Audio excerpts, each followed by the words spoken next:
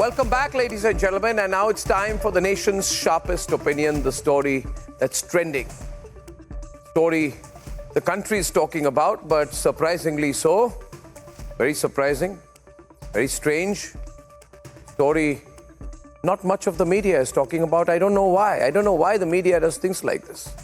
Stories that are so much in the news not being debated on television. Why? Is there some conflict of interest somewhere? Ladies and gentlemen, Patanjali stocks saw a dip today, big dip, after the Supreme Court had imposed a temporary ban on advertising some of their products. The Supreme Court was very clear and very clinical in its view and held unequivocally that Baba Ramdev's Patanjali is misleading the country and, in its words, taking the people of the country for a ride with their claims of curing serious diseases, chronic diseases. So on the one side, you have this view saying that Patanjali, in the name of an ad campaign, is making wrong medical claims of cure that are not backed by absolute science. It's a serious matter. On the other side is Patanjali's view, the view that's coming from Patanjali, that it is a move against Ayurvedic beliefs, findings, and line of cure. Now, ladies and gentlemen, the issue is not about Ayurveda, though Patanjali is trying to equate itself with Ayurveda. The issue is not that. The issue is with the claim that you cure disease, cure this disease, that disease with this drug, this tablet, this potion. Ladies and gentlemen, there are two views today. That there is a larger debate that comes up, whether brands have to take responsibility for the claims that they make. They can't go into technicality. If you are being very assertive in your advertising, saying that you take this medicine, you become okay. And if you are questioning you technically, you can't say, oh, I never really made the claim,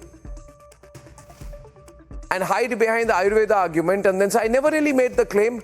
In fact, I'll quote a technicality to protect myself. That can't be. If Baba Ramdev is saying openly, take this and you will get a solution, or if he's backing it, then it has to be medically proven.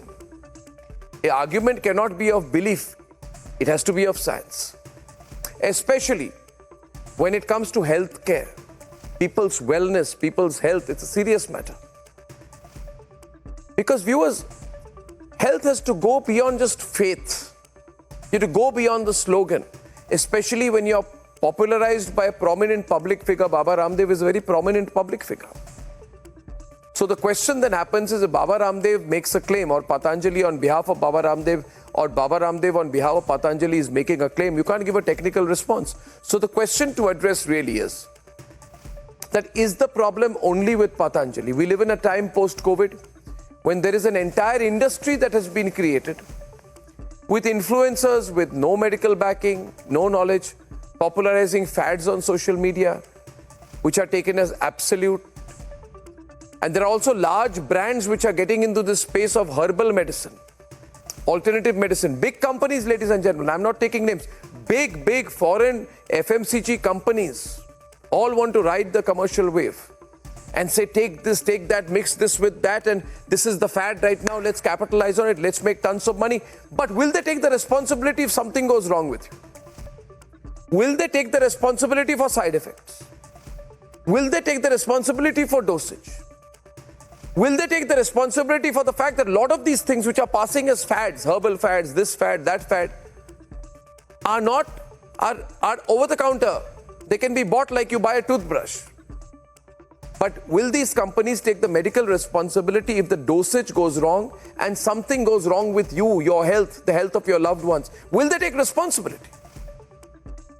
And how far does this go, and how much can be banned? Ladies and gentlemen, I do believe in asking the more difficult questions. And I believe the issue about Patanjali is something on which Patanjali must give a clear answer. And my view is very clear. When it comes to medicine, we cannot hide behind faith or religion or anything. It is about people's health. Now let's debate.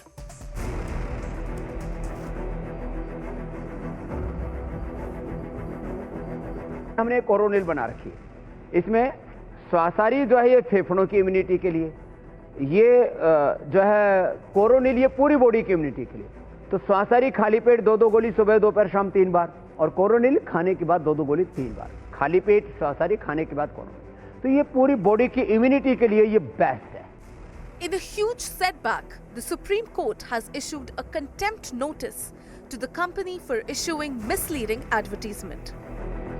Patanjali Ayurved has been restrained from advertising or branding products manufactured by it. The Apex Court has pointed out that Patanjali Ayurved Limited, which is the medicinal arm of the Patanjali Group, which essentially makes medicines, Ayurveda medicines, which of course has a regulator, has a ministry to it, but however this group, the Patanjali Group's medicinal arm, was promoting products rampantly.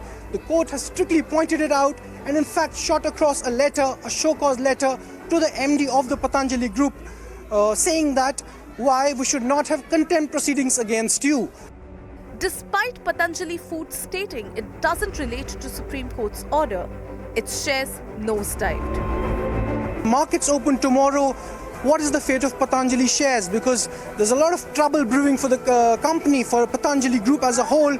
Although Patanjali Ayurveda Limited, which is the medicinal arm of the Patanjali Group, has clarified that it's a sister concern, the Patanjali Foods Limited, that has come under the Supreme Court scanner.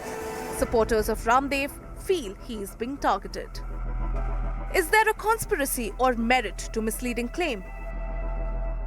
Let's debate.